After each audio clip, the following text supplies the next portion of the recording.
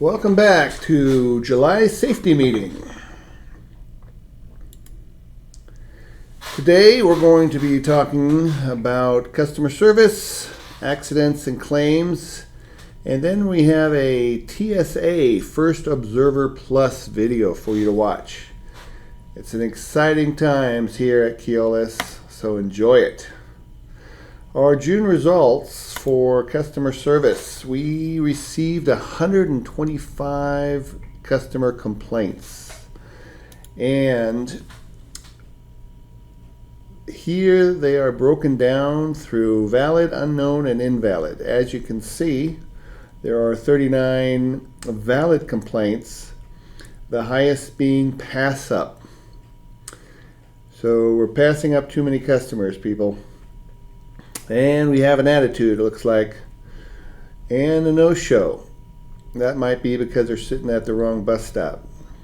But anyway, we're getting too many complaints. Our uptick, as you saw, from 111 to 125, it's not a good showing. So we need to improve that. Valid complaints by reason in June. As I said, pass up is the highest. Attitude, we had 6. No-show 5. And compliments, we had 4. So 4 compliments is an improvement. And we're getting there. So keep it up. Thank you for getting those compliments. But just make sure you don't pass up anybody. If it's hot out there, they're in the shade. Look for those people waiting outside of the bus stop. And the speed limit on all properties is 3 to 5 miles an hour. And as you can see here, not everybody abides by those rules. 21 miles per hour and 15 miles an hour. You've got to slow down when you're in the on the properties, just because of the hazards and the possibility of hitting some pedestrian. So keep an eye out and slow it down, please. Now the comments, they were great. For example, one was, I wanted to commend your drivers tonight for her safe and watchful driving during the thunderstorms. So she received a $25 gift card. And then John Moss, family of 4, was using the crosswalk when a car coming same direction wasn't slowing down, almost causing an accident. Driver double honked to warn both family and the driver of the other car. His actions were thoughtful and appreciated by the family. So they live to thank John Moss. So John, thank you so much for going out of your way to protect the pedestrians. Cynthia Davis, great driver, she's nice, thanks. It's a lot in those 3 sentences, so thank you. And Malik, one of our drivers, did an awesome job in helping a lady in distress. She didn't speak English, and it was hard for anyone to help her. She was in a panic, disoriented, and crying after taking a wrong bus. The driver chose humanity during his lunch break to help this woman get home. So Malik, thank you so much for going out of your way to help a distressed person. We're all in the same boat here, so whenever you can show kindness, we would appreciate that you did. Not only will you feel better, but whoever you're helping will feel better. So thank you guys for doing an above and beyond job. Are there any questions? I can't hear them right now, so just let you know that you are awesome. Thank you guys. But let's talk about accidents. June accidents. We had 4 non-preventable accidents. 3 were hit by another vehicle. 1 was hitting a fixed object. And then we had 4 preventable accidents. 3 hit another vehicle and 1 hitting a fixed object. In June, as you can see, non-preventable and preventables were the same. 3 and 1. Now year to date, accident by types, we've got way too many fixed hit objects. Now you're thinking, wait a minute, we've got fixed objects that are non-preventable. How's that happen? Well, those were weather related. That's when the bus slid into a pole. They just couldn't help it. However, we have 22 preventable accidents hitting a fixed object. Those are preventable, meaning those don't have to happen. So please be careful of fixed objects. They might just jump out at you. Hit another vehicle, again, preventable 17, non-preventable 2. If you're going to be going around corners, you got to be watching those parked cars. Watch your turns. And hit by another vehicle, that's obviously a non-preventable. There are crazy drivers out there, so you just got to be careful and be on the defensive. A defensive driver is a good driver. Make that non-preventable not happen. And then accidents by location. As you can see, we've had accidents all over the place, but the main accident prone line is the Virginia line. We've had 9 non-preventables and 7 preventables on the Virginia line. Now, most of the senior drivers are driving on this route, so don't become complacent. Be on the defensive. Watch those tight turns and watch the intersections. And then we have time of day. Now, most people, as you know, in the morning are rushing to work from 8 to 8:59. And so when they're going to work, they're not paying attention. They're putting on their makeup, they're making those calls, they're doing whatever except paying attention to the traffic. So those are non-preventable. It's 11 of them between 8 and 9 o'clock in the morning. So just be on the very defensive driving during that time, those of you that are driving at that time. And then preventables at 4 to 5. We've got 6 of them. In the late afternoon, we are getting complacent or just not watching or tired, whatever it is. That's when we're causing the most preventable accidents. So just be on the lookout during those times. Stay awake. If you get a stop, chance to get out of the seat, walk around the bus, get back in it, just be aware. Now, the drive cam scores have all gone down for the last 90 days, 30 days, and 7 days. So congratulations to everybody. You guys are doing a fantastic job. However, the top 4 events for the month of June are still incomplete stops, fail to stop, and rolling stops, and hard braking. So even though you're doing better, I know you can do even better. So remember that stop line. Stop in front of the stop line. That'll stop the incomplete and fail to stop drive cam scores. And come to 0 miles per hour when you come to a stop sign, because that will get rid of the rolling stops. And then just pay attention. You got to pay attention when you're driving. Most of those hard stops is just you're looking away. The drivers are looking different directions than what is in front of them, and they're going to have to hard brake. So keep it up. No accidents, no cam drive scores, and you guys will be on your way to perfection. And now I would like to present a video to you. This is a requirement, and stay awake, pay attention, and enjoy.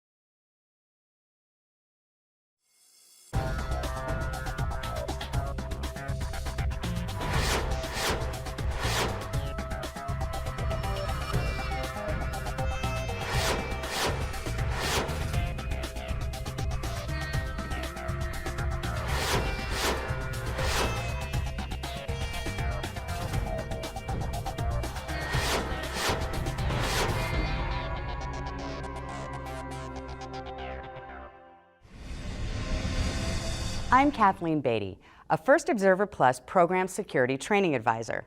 And I'm Rod Wheeler, a Homeland Security and Law Enforcement Advisor working with the First Observer Plus program.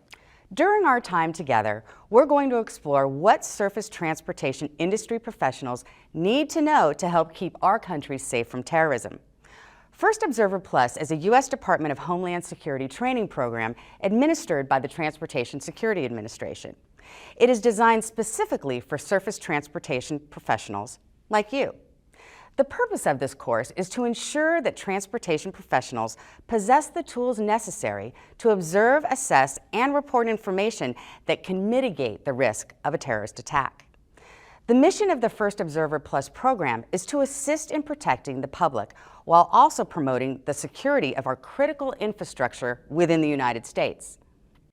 You may already be familiar with the First Observer program. You may even be one of the thousands of transportation professionals who took part in the program's predecessor, Highway Watch. Now we're moving ahead with First Observer Plus. Think of this as a version 3.0, a broader, more inclusive program that encompasses actual course curriculum and more modes, to include highway workers, trucking, parking, truck rental, school bus, over-the-road bus, transit buses, subways, passenger rail, freight rail, and pipelines.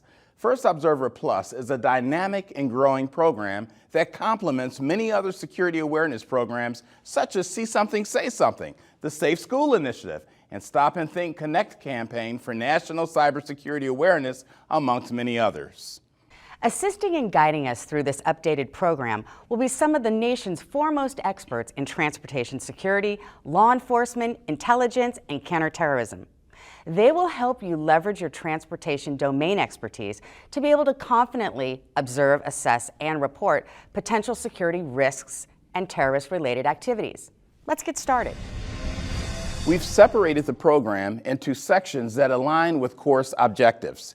At the completion of Section 1, you will be able to understand the basic process of how the First Observer Plus program works, understand the application of observe, assess, and report as key components of the First Observer Plus program, recognize the importance of protecting our surface transportation assets and its complete infrastructure, explain why the First Observer Plus program is vital to our nation's homeland security efforts. Now, with more background on why the nation needs your participation in the First Observer Plus program is Program Executive and Anti-Terrorism Professional Don L. Rondo. Don is the former director of the Highway Information Sharing Analysis Center, and in this capacity, Don received, analyzed, and shared information with law enforcement and intelligence agencies, as well as private industry transportation stakeholders. The transportation sector is a major component of the U.S. economy, and as such, is part of our nation's critical infrastructure. The U.S. operates one of the most highly integrated and complex transportation systems in the world, linking producers and consumers, government agencies and citizens, and the country as a whole with the rest of the world. From roadways to rail lines, public transit systems, and millions of miles of pipelines, U.S. transportation infrastructure is unrivaled in its scope and economic value. Freight railroads maintain more than 1.5 million rail cars in North America, which move nearly 50 million tons of goods worth $46 billion each day. According to the American Trucking Associations, trucks move nearly 9.5 billion tons of freight annually, accounting for nearly 70% of all freight tonnage transported throughout the nation. In 2014, travelers took nearly 11 billion trips using public transportation. That's the highest volume in 58 years.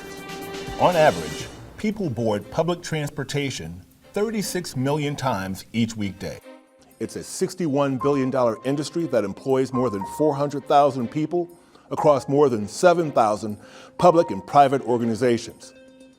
All of that is in addition to more than the 3,300 motor coach companies operating nearly 33,000 tour, charter, commuter, shuttle, and line service buses in the United States. School transportation adds another 480,000 school buses to the transportation landscape. And more than 2 million miles of transmission and distribution pipelines throughout the country transport millions of gallons of liquid or gas products daily. The U.S. transportation system touches almost every aspect of our lives. Don, it's obvious that the surface transportation system is vital to our nation's prosperity and security, but why is it necessary for our nation's transportation professionals to take this course? We all saw how the transportation system was used as a weapon against our nation on 9/11, and the surface transportation system has been used by terrorists to help them plan and carry out attacks around the world. Our transportation system is critical to our American way of life, and we must do all we can to protect the transportation system that we rely on so much. The good news is that we have you, the domain expert. You know more about your domain, your route, your rail, your cargo, your vehicle than the terrorists do. You are the expert. The critical nature of our nation's transportation infrastructure is such that it presents a potential target, and we must protect it. But it's infrastructure that by its very nature must remain open and accessible. Now, the authorities are working very hard every day to protect us and secure our nation's transportation infrastructure, but they can't do it alone. It's going to take all of us to observe, assess, and report suspicious activity. Our objective is not to make you a super secret agent, but rather to leverage your domain knowledge as a surface transportation expert. This training provides the knowledge necessary to make a difference. First Observer Plus provides transportation professionals with the tools necessary to observe, assess, and report information that can mitigate the risk of a terrorist attack.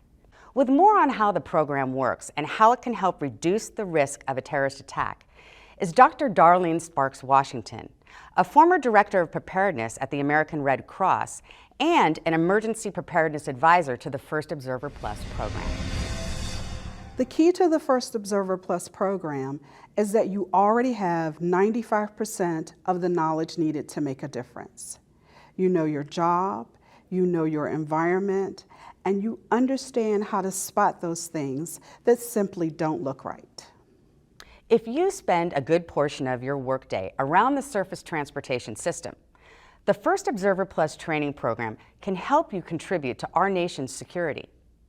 The goal is to put hundreds of thousands of eyes and ears to work on behalf of our nation's security by observing, assessing, and reporting transportation-related suspicious activity that could disrupt the various stages of a terrorist attack. So let's look at how the program works in detail.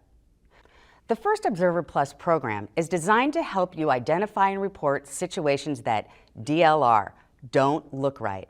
It's important to understand that First Observer Plus does not replace 911. If it's an emergency or if you're in doubt, call 911.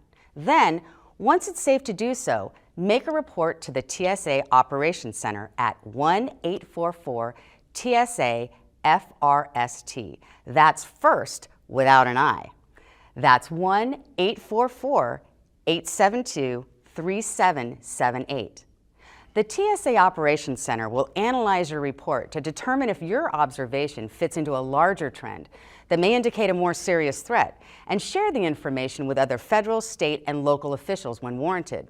Rod, just how important has observing and reporting by civilians been in preventing terrorist plots? I mean, does this stuff really work? You know, that's an excellent question, Kathleen. Dozens of terrorist plots against the United States have been foiled since 9/11. And while many of those successes are the result of good law enforcement and intelligence, nearly half have had civilian involvement. Somebody who saw something that didn't look right and reported it. A prime example is the 2010 attempt to detonate a vehicle bomb in New York's Times Square by now convicted terrorist Faisal Shahzad. It was early evening and Times Square was crowded as usual with theater goers and tourists. Two different local street vendors noticed smoke coming from a vehicle and immediately hailed police. The would-be terrorist was later apprehended as he attempted to flee the country. He is now serving life in prison. And although First Observer Plus is strictly a domestic U.S. program, the value of domain awareness and reporting what doesn't look right was recently displayed internationally during the terrorist attacks in Brussels, Belgium. A cab driver transported 3 men to the Brussels airport with baggage that he felt was suspicious. The men tried to travel with more bags than travelers usually carry, bags that were very heavy and bags that they did not want the driver to handle. After later learning that several bombs had been detonated at the airport, the driver alerted police to his suspicions and led them to the apartment where the men had first been picked up. The suspect's apartment turned out to be an ISIS bomb-making factory, and the information provided by the driver led to other arrests and the thwarting of additional terrorist attacks. A great example of observing, assessing, and reporting. Before we dig deeper into terrorism, let's pause here for a brief knowledge check.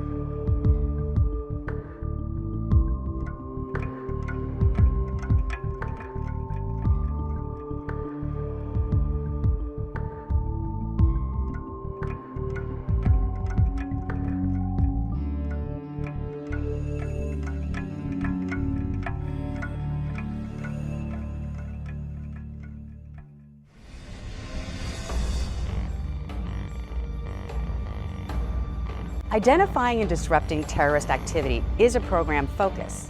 But who are the terrorists and the other individuals and groups that threaten us? In this section, we will focus on the following learning objectives. Understand terrorist ideologies and emerging threats. Recognize what behaviors, tactics, and weapons may be associated with acts of terror. Identify the planning stages of a terrorist operation and recognize how each stage may be disrupted.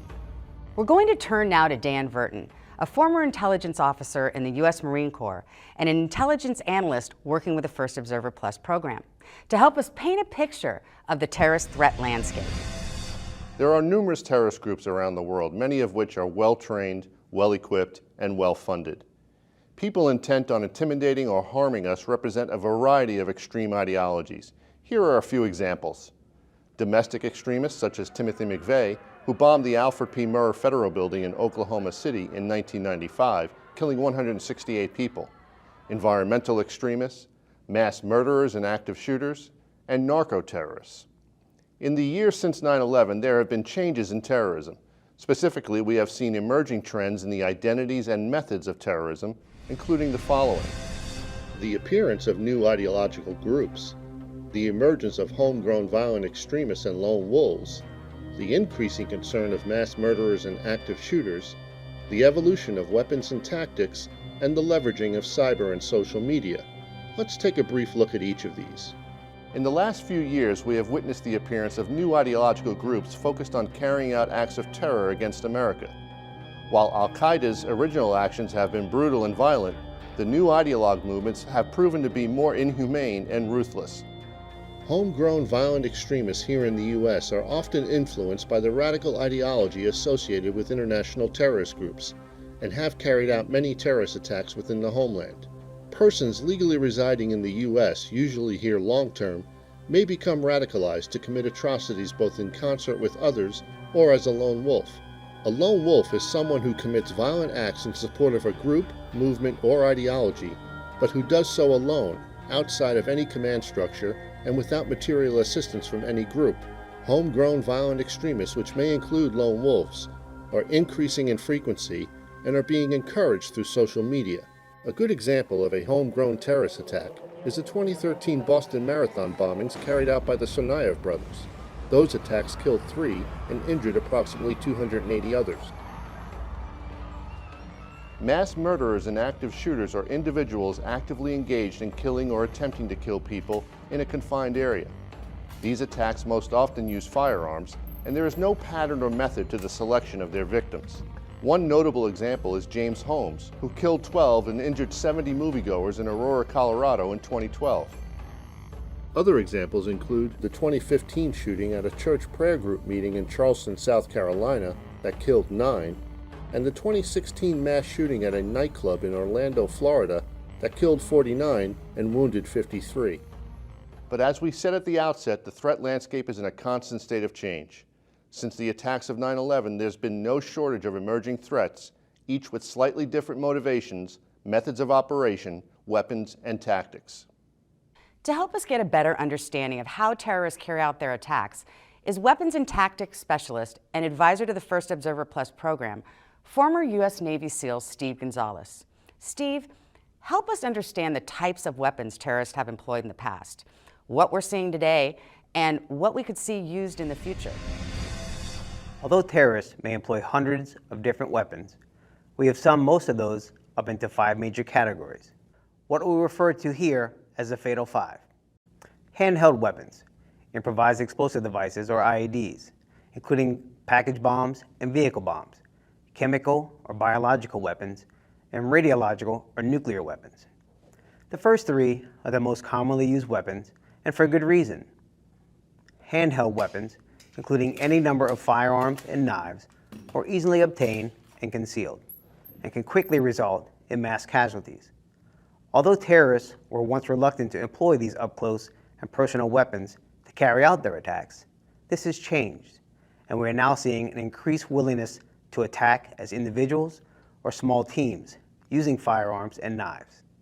This was evident in the attacks carried out in the 2008 attack in Mumbai, the 2015 Paris attacks, and the attacks in Brussels in 2016. IED package bombs are easy to construct and employ, and unless the device is being deployed by a suicide bomber, the attacker does not have to be present to initiate detonation. IEDs have historically been the most widely employed means of a terrorist attack. Take a look at this video footage. This is a controlled explosion of a 15-pound package bomb, made of components with roughly the same destructive power as TNT. This device easily could fit in a briefcase or backpack. This is devastating. Now imagine a car bomb, which can have 100 times the destructive power, or a truck bomb, which could have 1,000 times the force. Although chemical, biological, radiological, and nuclear materials are more difficult to obtain, they are obtainable. Nuclear weapons are considered a low probability but high consequence attack. Our best opportunity to detect a nuclear device is at the nation's ports of entry and border crossing sites. A radiological device, the so-called dirty bomb, is another matter entirely. A dirty bomb can be constructed like any other bomb and packaged with radiological material to spread contamination. Thank you, Steve. Of course, there's one other weapon that terrorist organizations are making increasing use of, and that is cyberspace. For more on this, we turn again to Dan Verton. Terrorists have long leveraged the internet as a tool for recruitment, training, and intelligence. But it can also be a potential weapon by enabling terrorists to conduct cyber attacks on transportation systems. Now, digital security is not the primary mission of First Observer Plus, yet there are a few cyber-related transportation areas that must be taken into consideration, as they have the potential to give rise to security and safety risks in the physical world. Online attempts to tamper with transportation networks that control electronic roadway signs or disrupt global positioning systems have been reported and may be increasing. Insider threats from disgruntled or radicalized employees are also of concern to First Observers. Additionally, data mining using social media can enable both hackers and terrorists to gain valuable personal information, making employees vulnerable to phishing and malicious email attacks. These actions can leave access to critical information vulnerable to hacking, resulting in the loss of vital security information, including travel routes, response times, and safety protocols. In these cases, the role of the First Observer still applies. You can still observe, assess, and report suspicious activity involving the internet and social media. Thanks, Dan. Now that we understand some of the tools of the terrorist trade, let's look at how terrorists carry out their attacks. Successful terrorist attacks are almost always the result of deliberate planning stages and operational acts. So, Rod, Let's talk in more detail about the terrorist attack planning stages. Absolutely, Kathleen. Generally speaking, terrorists will complete a series of organizational tasks, and although this detailed planning can improve the chances of a terrorist attack succeeding, it is also a weakness. Each step provides an opportunity for you to detect their activity, allowing law enforcement the chance to disrupt the attack. Terrorists usually must succeed at each step for their attack to be successful. The good news is we only need to succeed at one point to disrupt the terrorist planning stages and help stop an attack. That presents us with multiple opportunities to observe, assess, and report suspicious activity or something that just doesn't look right to disrupt and interrupt the planning stage. For this course, we are using the First Observer Plus terrorist planning stages, a hybrid approach that combines procedures developed by the military, the FBI, state, and local governments. Now, the first stage is broad target selection. Terrorists collect information on numerous targets to evaluate their potential in terms of the following: the potential to achieve mass casualties, an attack that creates spectacular images, an attack that creates economic impact, damage or destruction of an iconic structure or location, ease of operation, and a good chance of success. During broad target selection, vulnerabilities are assessed and targets are identified. Transportation infrastructure could be considered during this stage. Intelligence and surveillance. This is the information gathering stage. It may include the use of cameras, binoculars, note-taking, drawing diagrams or maps, or may involve attempting to gain information about operations, infrastructure, or people by mail, email, phone, or in person. You may also observe suspicious persons who are trespassing or appear to be lost or loitering. This may also include tests of security measures, such as attempts to measure reaction times to security breaches, penetrate physical security barriers, or monitor procedures in order to assess strengths and weaknesses. This process further drives a narrowing of target selection. The next stage is funding and support operations. Now, according to the FBI, terrorists obtain significant funding from legitimate channels, such as personal and community solicitations and donations. Terrorists may also generate money from criminal activities such as kidnapping, extortion, narcotics, smuggling, human trafficking, and fraud. The next phase is specific target selection. Factors driving the selection of a specific target may include the vulnerabilities present and likelihood of success, the level of media attention or notoriety that may be achieved with the attack, the economic consequences that may result, the effect, meaning the level of fear or intimidation the attack may impose on an audience larger than the immediate victims. Pre-attack surveillance and planning. This phase may involve purchasing, stealing, or even manufacturing explosives, weapons, and ammunition. It may also include impersonation or disguise, recruitment of insiders, procuring a nearby base of operations, acquiring uniforms, manuals, decals, passes, or other badges and supplies. Attack rehearsal. It's a dry run. This involves putting people in position, gaining familiarity with the area or terrain, and moving them around according to their plan without actually committing the terrorist act. It's a rehearsal, but there may also be signs of damage or tampering with equipment. Rehearsals can be detected. For example, about 1 month before 9/11, actor James Woods was on a flight from Boston to Los Angeles. He noticed 4 other passengers taking note of all they could about the aircraft, including the number of passengers and cockpit activity. On September 12, 2001, Woods positively identified 2 of the men from his flight as perpetrators of the 9/11 hijacking. He had witnessed a rehearsal. Deployment. This involves people and supplies getting into position to commit the act. This could be the final opportunity to disrupt the terrorist planning stages by observing, assessing, and reporting your observations by calling 911. And remember, your other senses may also come into play. Unusual smells such as diesel or other petroleum products, strange chemical or burning odors, or other odd smells may also alert you to something suspicious. So to summarize, there are several criteria that terrorists consider when selecting their targets. Their goal is to achieve one or more of the following: the potential to achieve mass casualties, an attack that creates spectacular images, an attack that has economic impact, damage or destruction of an iconic structure or location, ease of operation, and a good chance of success. What you just heard is a fundamental component of the First Observer Plus program. If you observe something that doesn't look right, your call to the TSA Operations Center could help prevent a terrorist attack. Fortunately for us, terrorists have to succeed in remaining undetected at every phase of their attack. But we only have to be successful at observing, assessing, and reporting once at any phase of the operation to disrupt and potentially stop an attack from happening.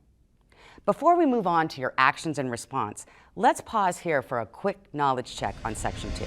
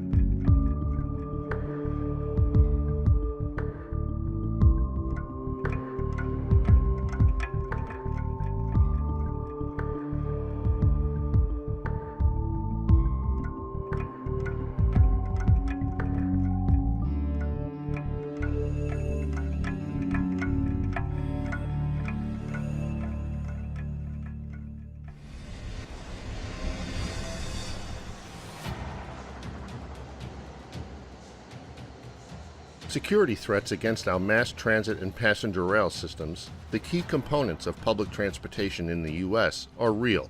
In 2014, Americans took 10.8 billion trips on public transportation, including passenger rail, subways, and transit buses. That's the highest in 58 years. Adding to its appeal as a possible target for terrorism, public transportation is a $61 billion industry that employs approximately 400,000 people. More than 7,200 organizations provide public transportation in the U.S. Securing public transportation systems in a society that depends upon the free movement of people and commerce is a complex undertaking, and one that requires extensive collaboration with surface transportation operators. Recent terror attacks on passenger rail systems in France and Belgium provide a compelling reminder of the need to remain vigilant. Public transportation remains a primary target of terrorists, and for obvious reasons. Public transportation must be open and accessible, and it presents an opportunity for terrorists to create spectacular images and mass casualties. Our surface transportation is a terrorist target, a terrorist weapon, and sometimes both. People in confined spaces, as occur on mass transit and passenger rail systems, may be vulnerable and can fulfill the mass casualty interests of individuals planning acts of terror. Public transportation targets can also generate spectacular images that may cause disruption of livelihood and create negative economic effects from fear. Consider the most recent international data compiled in 2014 on terrorist attack trends related to passenger rail transportation. 2014 experienced the highest number of fatalities ever worldwide. 10 non-suicide attacks, mostly bombs and derailments, proved deadly, killing a total of 339 people. 2014 had the highest number of attacks with 25 or more fatalities. Consider these recent attacks targeting public transportation. In March 2004, 10 bombs exploded aboard 4 commuter trains in Madrid, Spain, killing 192 people and injuring 2,000. In March 2005, 4 explosions hit the transport network in London, killing 56 and injuring 700. In July 2006, the FBI uncovered a plot involving a series of attacks targeting the PATH commuter train tunnel connecting New York and New Jersey. The plot consisted of the placement of suicide bombers on trains and the planned destruction of the retaining wall separating the Hudson River from the World Trade Center site, in the hopes of causing massive flooding in the city's financial district. In September 2009, The New York City subway system was targeted for attack by 3 individuals who planned to set off bombs during rush hour. The plot was thwarted through an intelligence tip received by the FBI and with the cooperation of the NYPD. In August 2015, a terrorist carried out a shooting and stabbing attack aboard a train carrying 554 passengers from Amsterdam to Paris. In the past 6 years, there have been well over 200 terrorist attacks on buses worldwide. Bombs, firearms, and knives have all been employed. Indeed, in the age of modern terrorism, terrorist attacks on buses, bus stations, and bus stops account for more than 50% of all terrorist attacks against transportation, making buses the single most targeted conveyance. Is there a way to keep a public transportation system absolutely safe and secure? Sure, shut it down. Since that is not a viable option, our best chance of protecting this vital segment of our economy is through reducing exposure and diminishing the risk through mitigation actions.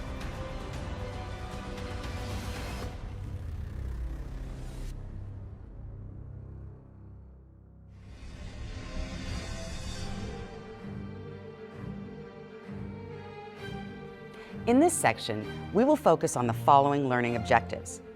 Understand what actions you may take to help disrupt potential terrorist attacks. Understand how to assess potential threats by recognizing normal and suspicious behaviors in your own work environments. Identify what information you may capture as part of the observe, assess, and report method. Understand the concept of in plain view as it relates to First Observer Plus.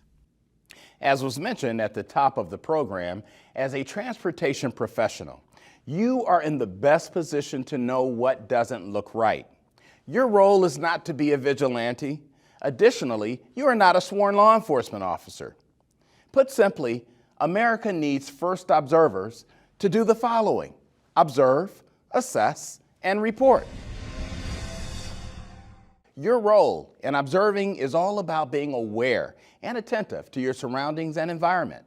As we discussed earlier, activity that could be suspicious in the course of your workday could include the following: photographers or videotaping of operations, recording activity such as drawing diagrams or making notes of maps, persons in sensitive or secure areas. They don't fit in. They're not an employee, and they may ask unusual questions about your operations. Remember, these questions can take place in person or over the telephone or even via email. Tests of security, such as attempts to gain access to restricted areas or tampering with damaged equipment. Unauthorized individuals acquiring supplies or equipment such as uniforms or identification badges. The important thing to remember here is to be legal. First Observer Plus is not a spying operation, and your observing, assessing, and reporting is based on the concept of in plain view. For the purposes of the First Observer Plus program, in plain view means no hiding in bushes, internet hacking, or interrogations. The thing you want to observe and report must be visible or audible to you without spying or employing the added benefit of enhanced technology such as listening devices or binoculars. Quite simply, this means that you are in a position to legally observe or overhear a threat. First Observer Plus participants are not authorized to go beyond in plain view because it may be illegal and it may place you in danger. To assess the situation, compare what you are observing with your specific domain knowledge. What got your attention in the first place? Is it suspicious or dangerous, inappropriate, inconsistent, or out of the ordinary for your work environment? If you have observed something that doesn't look right, think about what it is and ask yourself, does this require a call to 911 or a report to the TSA Operations Center? Ask yourself, is this out of the ordinary or something I have not routinely seen before? If it doesn't look right to you, the domain expert, then it's probably not right. Make the call. It's also important to remember to use all of your senses to identify potential security threats. Your ability to observe suspicious activities extends beyond your use of sight. Be aware of chemical odors or sounds that may indicate a physical security breach at a sensitive location.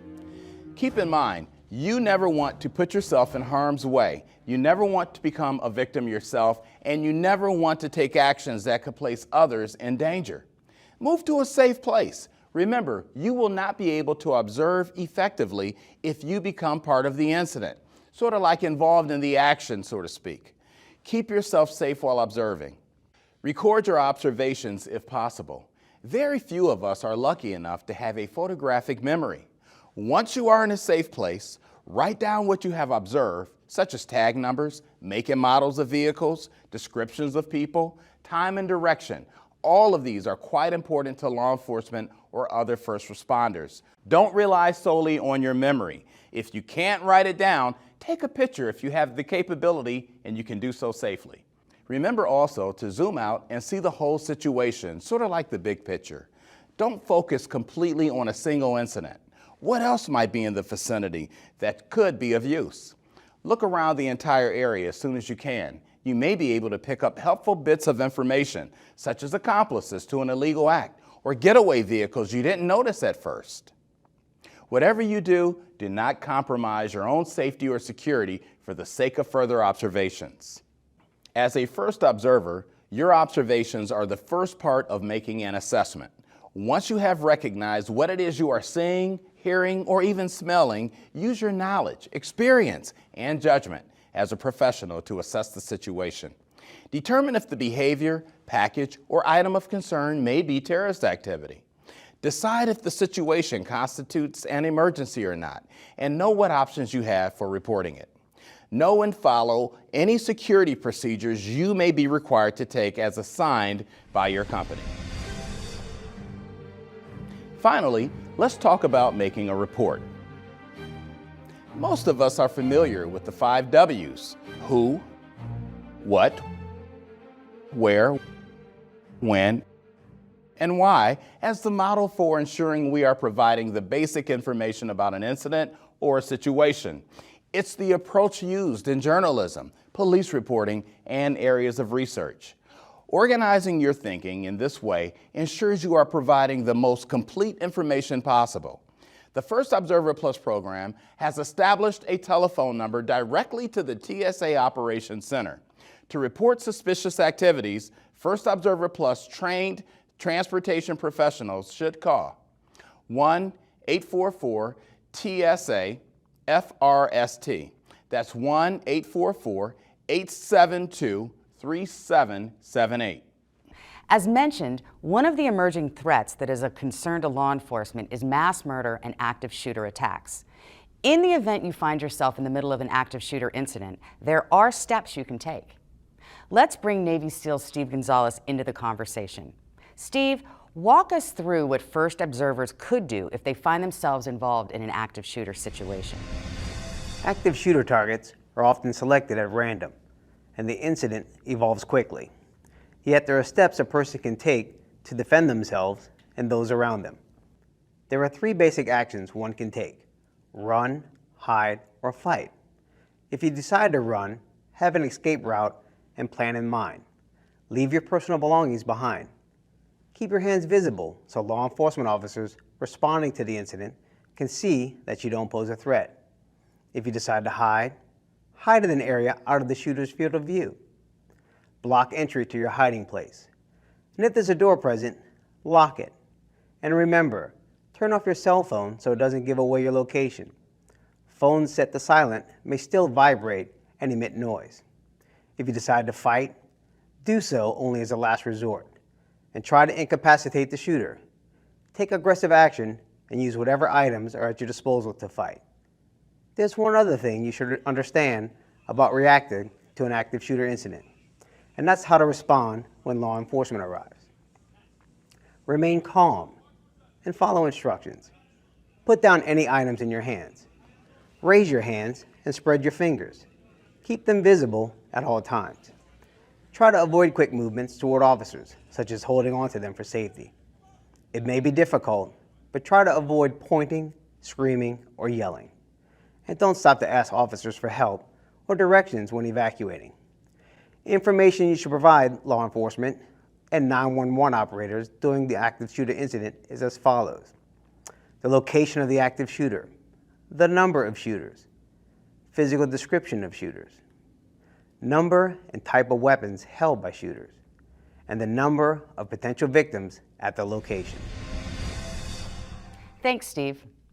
Darlene, we just covered the fundamentals of the First Observer Plus program: observe, assess, and report. But the reality is, some people might be hesitant to report. Can you help us understand the reasons behind that and why trained individuals should feel confident when making a report of suspicious behavior? There are probably a number of reasons individuals observing suspicious behavior choose not to get involved. In the San Bernardino, California mass shooting of 2015, there were reportedly suspicious activities undertaken by the shooters that may have been observed, yet went unreported for fear of being accused of being biased. You may have some apprehensions about your role in reporting suspicious behavior.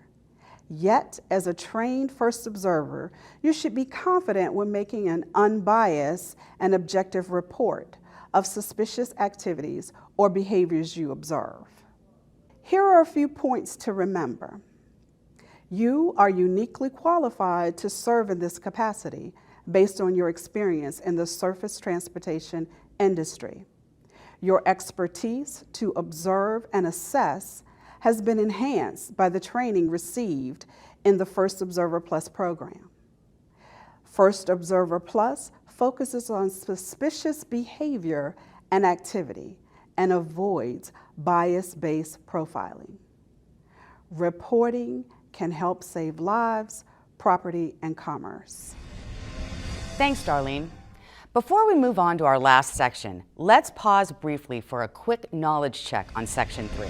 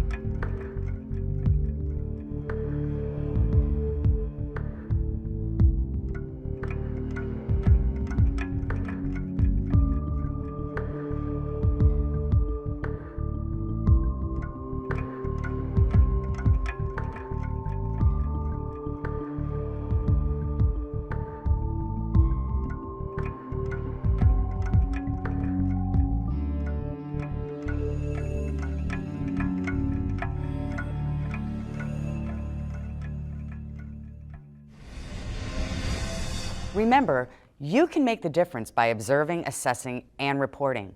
By now, you should be able to understand ways to assist in protecting our transportation infrastructure by observing, assessing, and reporting suspicious behavior. For more information, visit the websites listed on the screen.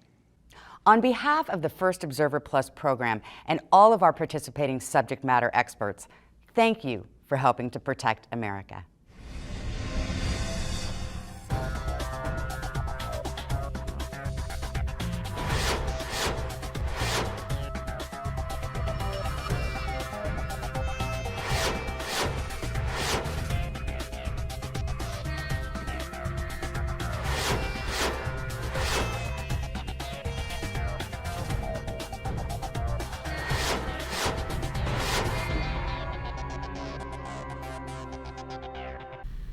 All right.